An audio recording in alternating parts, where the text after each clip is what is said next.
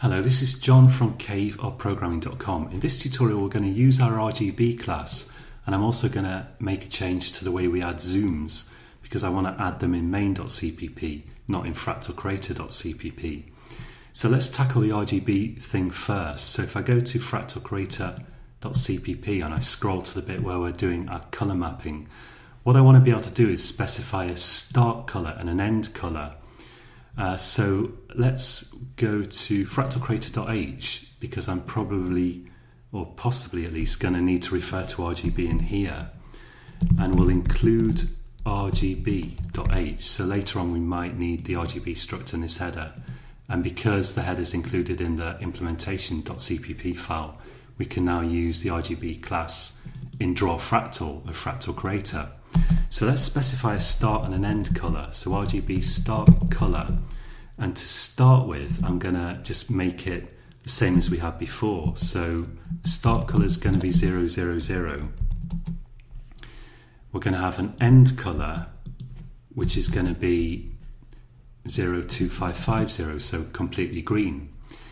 Now we need to call this end color. Now what I want to do is, as we go through the kind of number of iterations, I want to move from the start color to the end color instead of moving from 0 green to maximum green here, although it will still be green because that's how I've set the start and end colors. So that is not very complicated. We're going to need, I think, 3 lines of code here instead of this 1 line of code. So if you want to have a go at that, we also need another line of code up here.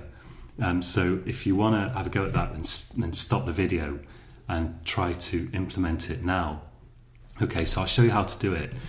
So we need to create an RGB, let's call it color diff, and I'm going to set that equal to end color minus start color. So we already implemented this minus operator. And then here, instead of saying just green equals hue times 255, we're going to say stuff like red equals, it's going to be start color.r plus color diff.r times hue. And we can copy that and paste it in for the other 3 colors. So we're going to have red, green and blue, and we're going to have RGB, and we're also going to have RGB here. So if I run that, it should look exactly the same as it did before. Let's take a look at the bitmap. There we are, it's the same as before. But now we can specify start and end colors in whatever way we like. So we could have it end on, let's say 255, let's give it 128 green and some blue like 74. I'm just making these figures up just to see how it looks. And maybe I'll start off with a low value of blue, like 20. I don't know, not very adventurous, but we'll just take a look at this, see how it looks. And when it's finished, so now we've got a fractal that looks like this. So you can play around with that, and we're going to go on to make this quite a lot more complicated, but also a lot more powerful, because I'm going to have a different range of start and end colors for various ranges of iterations that I want to choose arbitrarily. I'm also in fractalcreator.cpp, I've got these add zooms, but I'd rather have those in main. So I'm going to cut them from there. In fact, let's just check. So somewhere we've added a zoom to the zoom list already.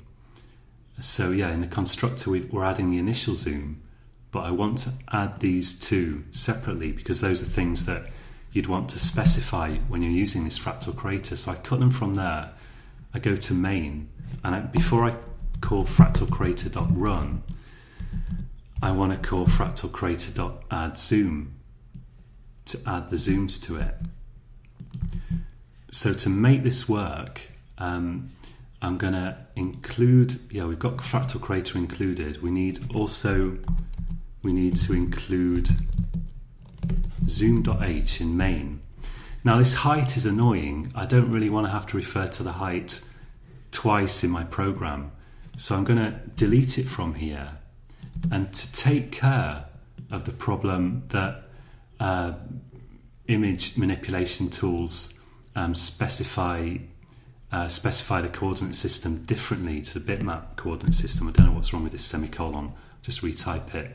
What I can do is I can go to fractalcreator.cpp, zoomlist.cpp, and where we actually do the mapping here for y, when we map the coordinates in zoomlist.add, I can just put a negative sign in front of this, and that I think will take care of it.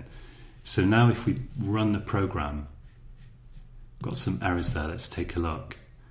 So I think, I've got to make the add zoom public. So we go to fractalcreator.h. The add zoom method here, that should be public. So we cut it from a private section and add it to the public section somewhere.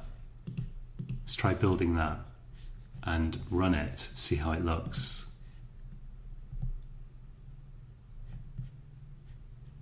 So I go to my bitmap, and here we are, it looks the same as before. Okay, so now we've got a really nice main program, even better than before. So we're just specifying the zooms, specifying the width and the height, and running the whole thing. Okay, so that's it for this tutorial. Until next time, happy coding.